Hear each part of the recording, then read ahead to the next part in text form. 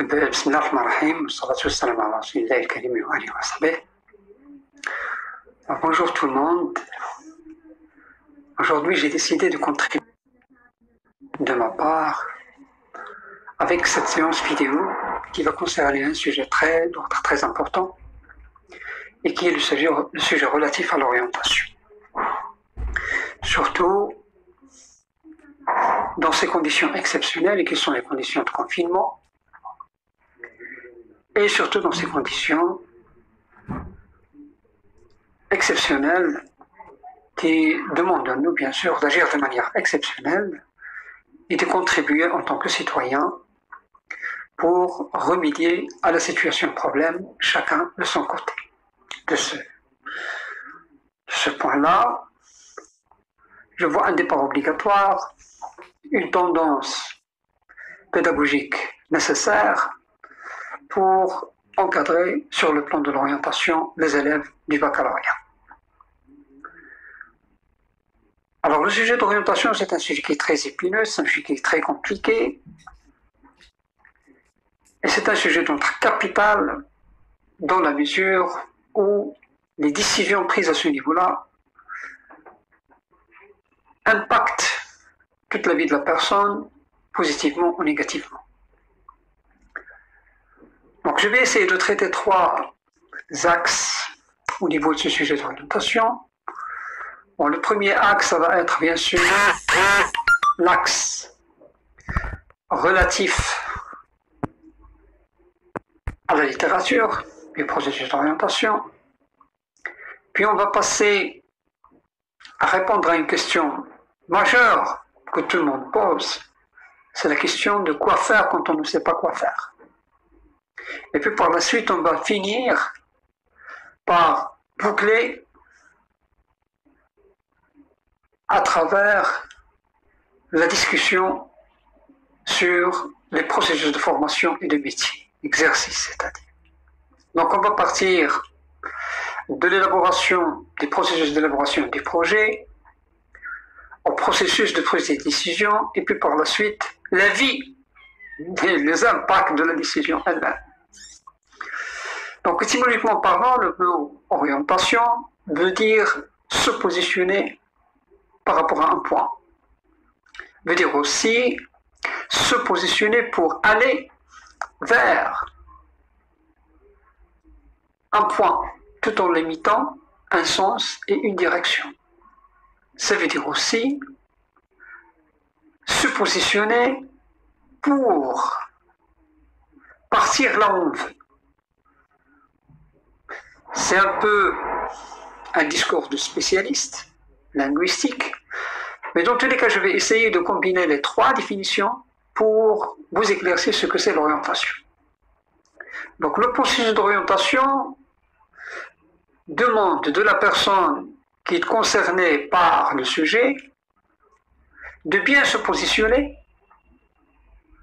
de bien fixer le point d'arrivée et de bien tisser le parcours entre le positionnement et le point d'arrivée. Alors lorsqu'on dit bien confectionner, bien tisser le parcours entre le point de départ et l'arrivée, veut dire avoir les compétences nécessaires pour bien travailler les séquences entre ces 2 points. Et donc, c'est la connaissance de soi. Il faut absolument que la personne connaisse soi-même. Alors, connaître soi-même veut dire avant tout d'être logique, d'être rationnel, d'être réaliste et de croire la réalité. C'est-à-dire que connaître soi-même ne veut pas dire si. Je reprends, c'était une mauvaise connexion. Donc ce n'est pas citer son nom, son prénom et parler des paramètres de son identité, mais de savoir ses défauts, ses points forts et ses points faibles. Alors je porte à votre connaissance qu'un élève matinal qui se lève tout seul pour aller à l'école et qui peut même préparer son petit déjeuner, baccalauréat, ce n'est pas la même chose qu'un élève qui attend à ce que quelqu'un le réveille, il attend à ce que quelqu'un d'autre lui prépare son repas pour qu'il puisse aller, voire même l'amener à l'école. Un élève qui avait l'habitude, bien sûr, de gérer un tout petit budget et d'en être responsable, ce n'est pas la même chose qu'un élève qui n'a jamais eu cette occasion. Un élève qui se montre courageux vis-à-vis d'une situation d'échec, ce n'est pas un élève qui est fâché tout de suite. Alors, un élève qui sait comment réagir vis-à-vis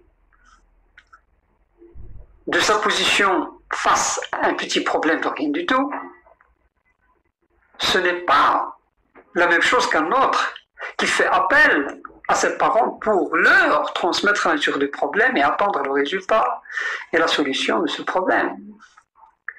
Ça veut dire que les personnes qui ont la capacité endogène de se porter ne sont pas les mêmes que les personnes qui attendent le facteur exogène pour remédier à la situation. Et donc la connaissance de soi vient de ce départ. Ça veut dire qu'il faut se connaître, il faut savoir sa propre valeur. Il ne faut pas s'imaginer une autre personne autre que soi-même. Donc il faut être réaliste. Alors le deuxième paramètre, après la connaissance de soi, c'est-à-dire connaître ce qu'on est, vient par la suite connaître ce qu'on a. Alors ce qu'on a, c'est un capital. C'est ce qu'on est sur le plan dossier pédagogique. Qu'est-ce qu'on a en tant que capital concernant nos capacités intellectuelles, concernant nos études. Alors, ce n'est pas un ensemble de notes, ce n'est pas un ensemble de moyens, mais c'est ça, plus la valeur ajoutée de la moyenne qui est la capacité, la compétence et autre chose. Alors, il ne faut pas s'imaginer ingénieur en génie électrique avec une moyenne de 3 ans, 30 ans en première année, arrivant en terminale, avec une moyenne en mathématiques de 8 sur 20. Il ne faut pas rêver. Il faut être réaliste. L'essentiel dans la vie, c'est de réussir son projet personnel. L'essentiel dans la vie, ce n'est pas de faire ce que les autres ont fait, mais c'est de faire ce qu'on peut faire.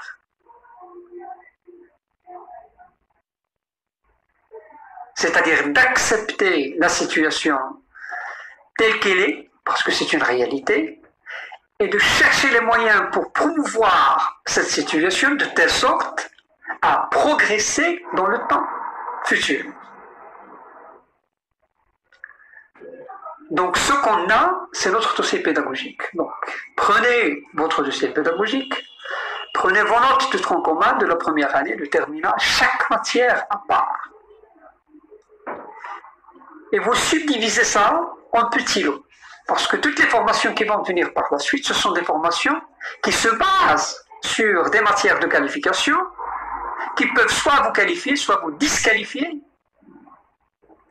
pour l'accès à l'établissement. Donc vous faites les mathématiques et la physique dans un lot, vous faites les langues, anglais, allemand, français, etc. dans un autre lot parce que ça c'est le point commun entre toutes les branches, les langues. Vous faites la philosophie, l'histoire, géographie et les autres matières à part la SVT dans un 4e lot. Ça c'est pour les scientifiques. Moi je parle des sciences mathématiques et des sciences. Alors pour les économistes, vous pouvez faire 3 lots. Un lot commun de langue et d'histoire-géographie plus la philosophie, plus le droit. Lot de l'économie générale plus l'organisation des entreprises. Et un 3e lot qui est à part, qui est des mathématiques financières et de la comptabilité, avec bien sûr un capital majeur des mathématiques. Alors laissez cela et on va passer à un troisième paramètre. Alors ce qu'on est, c'est notre personne, ce qu'on a, c'est notre dossier pédagogique. Mais qu'est-ce qu'on veut être dans le futur? Ça veut dire, c'est la formation, c'est le métier. Alors la formation, c'est automatiquement un métier bien déterminé parce que vous allez vous spécialiser. Donc une fois que vous êtes spécialiste, votre travail va être un travail de spécialiste. Donc la formation mène au métier. Les trois paramètres, ce qu'on est, tel qu'on est, ce qu'on a, c'est notre possibilité. Qu'est-ce qu'on veut par la suite? Comme formation et par conséquent. Alors pour pouvoir confectionner un projet personnel, qui est le projet d'études et le projet professionnel, c'est la combinaison des deux, réussi, il faut absolument être capable, logique, rationnel, réaliste, apte à jouer avec ces termes-là et à jouer avec ces combinaisons. Ça veut dire de faire les bonnes combinaisons. Une bonne combinaison veut dire quoi? Ça veut dire, c'est de savoir lier de manière logique, rationnelle et réaliste entre ce qu'on est en tant que personne et ce qu'on a comme coutume et ce qu'on veut. On peut pas imaginer un médecin, un chirurgien, avec une attitude négative vis-à-vis, par exemple, de la SVT. On ne peut pas s'imaginer du tout. On ne peut pas s'imaginer un ingénieur exerçant dans le terrain avec un apport physique très faible. Donc il faut combiner la compétence intellectuelle avec la compétence physique et la réalité telle qu'elle est. Alors pour aller à l'avant avec ce processus-là, il faut déterminer un paramètre très très important dans le choix, qui est la durée des études. Alors, trop de monde cherche l'établissement avant de décider sur le plan de durée d'études. Alors la durée des études, c'est capital dans ce cas-là. Ça veut dire que si vous optez pour une durée d'études qui est courte, ou moyenne, ou longue. Si vous optez pour une étude courte, ou moyenne, ou longue, cela doit dépendre en principe de vos capacités face à les forces tenues, par exemple, de vos capacités de communication, de vos endurances. Donc, il faut prendre en considération ceci. Alors, si vous optez pour une courte durée, ça veut dire que vous pensez à un bac plus 2 ou un bac plus 3.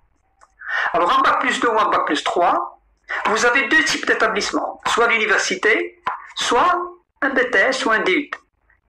Donc, soit une institution IUT, Institut universitaire de technologie, l'équivalence en France, ce qui est équivalent au Maroc, c'est le ST, soit l'université, ça veut dire une faculté.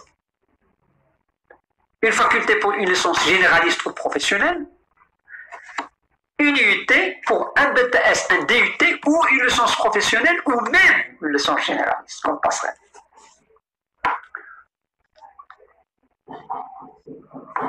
Si vous optez pour des études qui sont de moyenne durée, à moyen terme, ça veut dire 5 ans, 6 ans, bac plus 5, bac plus 6, savoir l'architecture à titre d'exemple, un master ou une école d'ingénieur. Alors, un master, c'est de continuer après la licence généraliste dans l'université, faire un master spécialisé au niveau d'une école d'ingénieur, ça veut dire diplôme d'ingénieur d'État. Alors, diplôme d'ingénieur d'État avec ou sans prépa, ça veut dire que vous devez soit passer par 2 années préparatoires dans un lycée, et puis passer un concours pour partir dans une école d'ingénieur. Et dans ce cas-là, le cycle d'ingénieur, c'est un cycle de 3 ans. À titre d'exemple, au Maroc, l'école Hassaniya et l'école Mohammadiya. C'est un exemple. Les écoles d'ingénieurs après pas intégrées, ça veut dire un bac plus 5, toute la formation se passe dans la même institution, même institut, c'est l'école. À titre d'exemple, c'est l'INSA.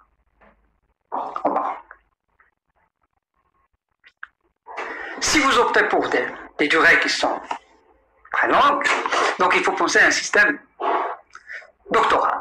Un système doctoral, soit doctorat en médecine ou doctorat généraliste, fondamental, ou recherche et développement.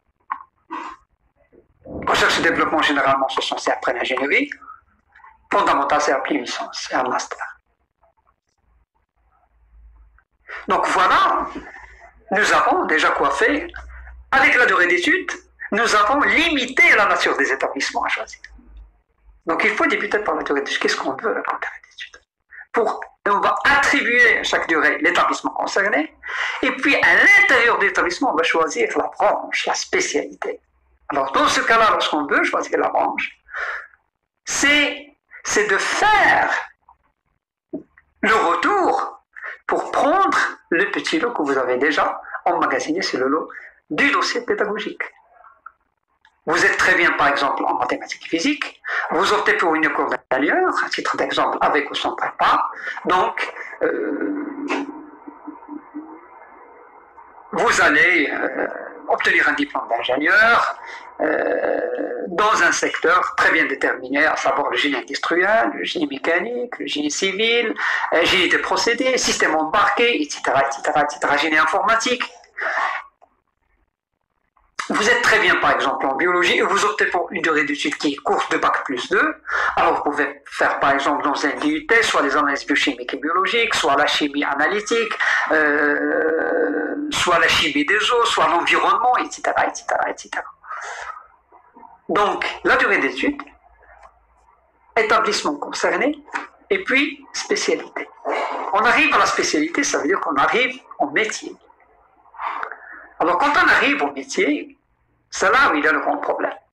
Alors, quand on parle formation métier, c'est-à-dire qu'on est en train de parler de la phase de production. Ça veut dire la phase de production, c'est la phase où on va valoriser nos connaissances, ce que nous avons acquis en général, et on va le rentabiliser, ça veut dire qu'on va vendre ces capacités-là pour un produit très bien déterminé, etc., etc. Donc, un très bon choix va mener à une très bonne formation, puis un métier, bon métier. Un très mauvais choix va mener à une très mauvaise formation et à un métier. Il n'y a pas de mauvais métier, mais à un métier soi-disant mauvais parce qu'on ne l'aime pas, ou parce qu'on n'est pas capable de l'exercer. Ah, c'est important. Alors, sur le plan métier, il y a 3 facteurs qui jouent là-dessus. Il y a le facteur nous-mêmes, ça veut dire qu'on doit être passionné par ce qu'on fait, par notre métier. Avoir un métier, ce n'est pas suffisant. Mais avoir un métier qu'on aime, c'est beaucoup mieux. Mais ce n'est pas suffisant aussi. Il faut un métier qui a de la valeur sur la société. Ça veut dire un métier qui apporte de la valeur sur la société, à la société. Ça veut dire qu'il est valorisé par l'autre. Et une fois votre métier est valorisé par l'autre, vous êtes automatiquement vous-même valorisé en tant que praticien du métier. Je vous donne un petit exemple. Et je continue tout d'abord. Alors, valoriser par l'autre, ça veut dire qu'il apporte de la valeur, qu'il a une valeur ajoutée. Vous devez être passionné et vous devez être capable d'exercer ce métier. Être capable sur le plan intellectuel, ça veut dire compétence, connaissance, progression de connaissance, et physique, vous-même, capable d'exercer le métier. Je vous donne un petit exemple que nous vivons actuellement, jour après jour. Nous sommes en état de confinement et les premiers qui sont à l'amont de l'exercice, ce sont les agents d'autorité et les médecins, que je salue fortement à cet instant. Et mes respects infinis à ces gens-là. Mon amour infini à ces gens-là. Ça, je m'exprime de manière très fidèle à ce moment-là. Alors vous voyez que les médecins, ils dorment dans les couloirs. Vous voyez que les médecins, ils essayent d'extirper de l'énergie, de la faiblesse corporelle. Ils sont très fatigués, pourtant ils essaient de dynamiser leur énergie pour pouvoir sauver ce qu'on peut sauver. Ça veut dire qu'ils déclarent, ils disent que nous sommes fiers, nous sommes très heureux de travailler. Essayez de nous aider. Restez chez vous. Ça veut dire qu'ils aiment leur métier, ils aiment leur travail, ils sont passionnés par leur métier. Et on est très heureux lorsque les passions guérissent. Ça veut dire que c'est l'apport de la valeur. C'est un métier qui apporte de la valeur, c'est la guérison, c'est la santé, c'est le bien-être, c'est enlever la douleur. C'est demander. Et ces gens-là, malgré leur fatigue, ils travaillent, sont capables de travailler physiquement. Ils sont compétents parce que les gens guérissent. Et par conséquent, il y a les trois paramètres qui réunissent pour un métier qui réussit à 100%. Mais, essayons de jouer un tout petit peu. On va faire le jeu. Prenons par exemple un métier que vous aimez énormément, vous êtes passionné par ce métier, mais ce métier, et vous êtes capable de l'exercer parce que vous êtes compétent, vous êtes très fort, physiquement apte, mentalement et physiquement pour l'exercer, mais ce métier n'apporte rien en valeur ajoutée à la société. Si vous avez un produit en service, il ne va pas être vendu parce qu'il n'est pas demandé.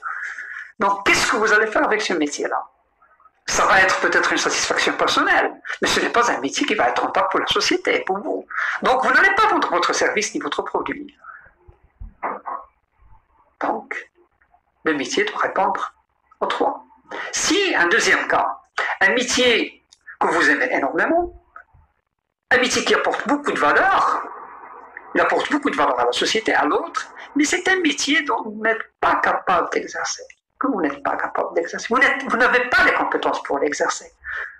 Donc si vous choisissez ce métier, si vous optez pour ce parcours-là, c'est que vous êtes en train de rêver, mes élèves. Il ne faut pas rêver, il faut être réaliste, je l'ai dit au départ. Il ne faut pas s'imaginer un ingénieur avec 8 de maths.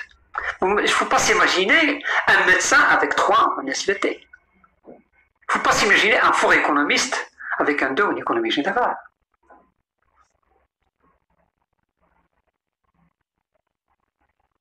Donc, si vous aimez très bien un métier, et si ce métier apporte bien à la société et à l'autre, et que vous n'êtes pas capable d'exercer, je pense que si vous optez pour ça, c'est que l'échec va être le résultat final.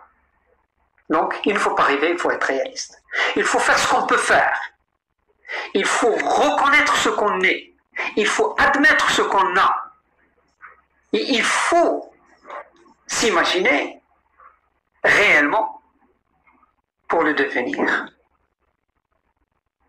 C'est un peu philosophique, mais c'est la réalité, c'est le discours qu'on doit normalement entamer au cours de cette séance.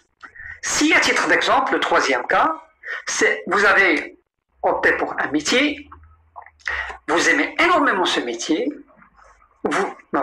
c'est un métier qui apporte beaucoup de valeur à la société, c'est un métier dont vous avez beaucoup de compétences pour l'exercer, mais c'est un métier que vous n'aimez pas. Il y a des gens actuellement qui disent « Je ne croyais pas que la médecine est ainsi. » Ça veut dire, s'il n'y avait pas le problème du coronavirus, peut-être qu'il va s'engager dans la médecine et finalement il ne va pas aimer à un certain moment. Donc si vous n'êtes pas passionné par un métier, ce n'est pas la peine de vous engager parce que vous allez vivre toute votre vie à faire un travail sur une procédure d'imposition. Vous allez être dans l'obligation de l'imposition de travailler, donc le travail ne va pas être un plaisir, va être une corvée. Donc vous allez faire un travail que vous n'aimez pas, et donc soit que vous n'allez pas être rentable, soit que vous allez faire un travail qui est incomplet, soit que vous allez stresser toute votre vie parce que vous avez choisi un travail que vous n'aimez pas. Donc pour ne pas... Donc nous aurons bien sûr une autre occasion de parler, mais je m'adresse à mes élèves, je vous dis que je resterai et je continuerai à être à votre disposition concernant soit ce sujet-là, soit d'autres sujets. Et cette contribution est une contribution à caractère de volonté personnelle et c'est une contribution d'un citoyen qui est moi-même, qui aime son pays et qui adore son travail et le fait avec un grand plaisir. Et je pense que c'est ça exactement le résultat final auquel on doit aboutir. On doit aimer ce qu'on a. On doit faire le maximum de ce qu'on est pour exercer ce qu'on aime. Et soyez sûr et certain que dans ce cas-là, on va réussir tous et c'est le Maroc qui va gagner par la suite. Et je pense que notre pays est gagnant.